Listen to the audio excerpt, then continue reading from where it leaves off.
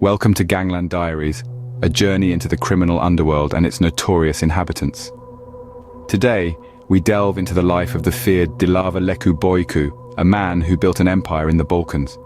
Born in Yugoslavia's chaotic communist era, Leku's life was governed by the Albanian Kanun and criminal desires. He ran operations from the Blue Sky Hotel in Struga, North Macedonia, while the bar, Espresso, in Valletta symbolized his hidden darkness. Despite numerous charges, his stronghold remained untouched. His tale, revealing his ascent and reign of terror, is a chilling reminder of the potential evil in a person. This is the world of Dilaver Bojku. Born in the communist era of Yugoslavia, Dilaver Leku Bojku was a child of tradition and turmoil. The son of a farmer, he was born in Valletta, North Macedonia. His childhood was steeped in the Albanian Kanun, a code of honor that shaped his sense of justice. However, the political upheaval of the 70s and 80s in Yugoslavia deeply affected him. The socialist regime was a breeding ground for disillusionment and rebellion, and young Leku was not immune. These tumultuous years sowed the seeds of his future life of crime. As a teenager, Leku displayed natural leadership and charisma, frequently organizing petty thefts and skirmishes with the law. His early 20s found him in Struga, where he transformed into a formidable figure in the criminal underworld. His ruthless determination propelled him up the ranks of the Albanian mafia. From his humble beginnings in Valletta, Leku Bojku carved out a criminal empire across the Balkans. His name struck fear, his actions a testament to depravity.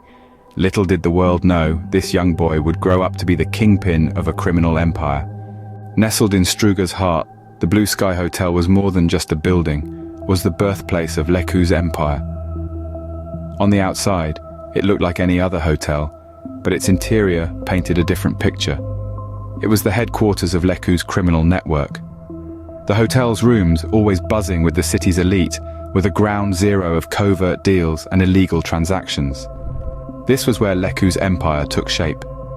It was in these halls that Leku, the puppet master, seamlessly ran his operations.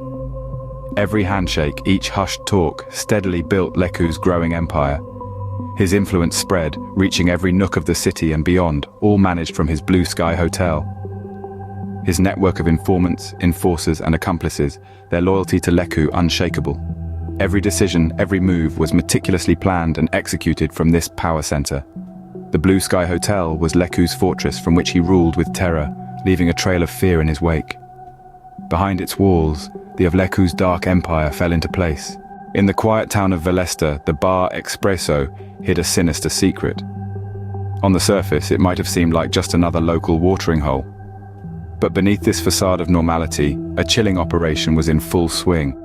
This was the epicenter of Leku's brothel, a place where women were not seen as human beings, but rather as commodities to be bought, sold, and traded at will. Every corner of this establishment bore witness to the heinous acts of human trafficking, orchestrated by Leku. The grim reality of these women's lives was a stark contrast to the convivial atmosphere that Bar Espresso projected to the outside world.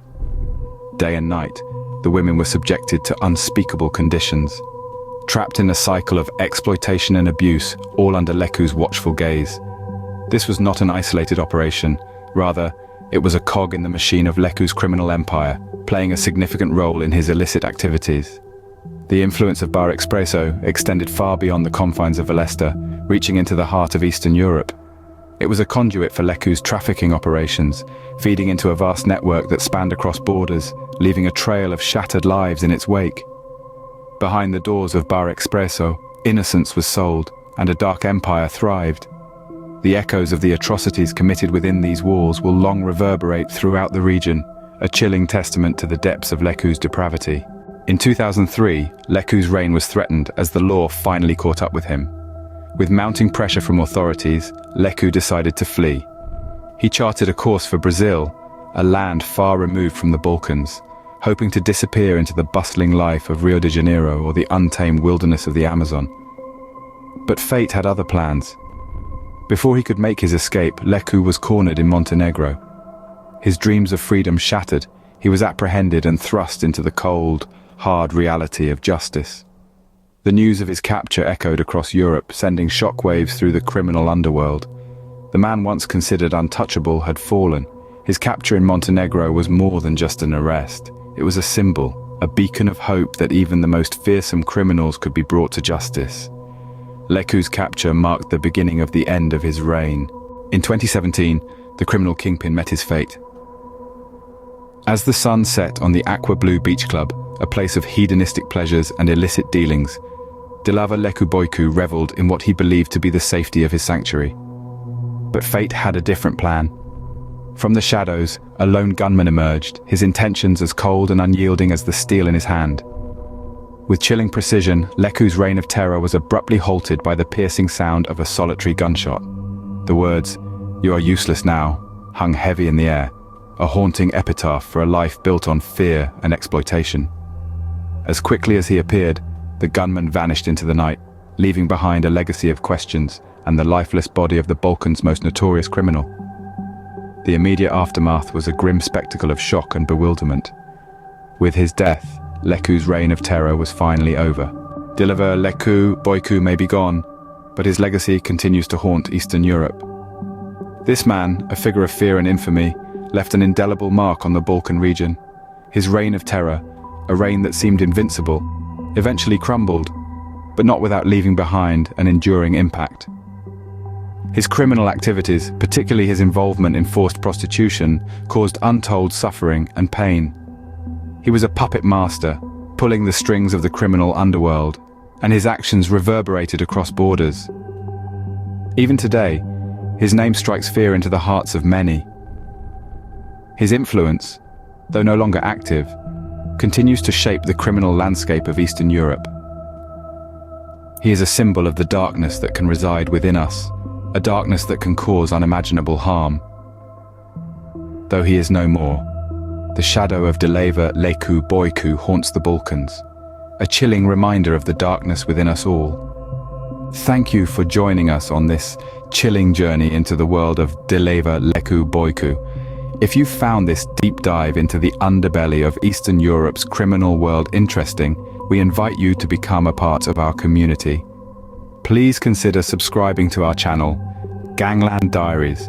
Your support helps us continue to bring you these detailed investigations into the lives of infamous figures like Bojku. And don't forget to click the like button if you enjoyed this video.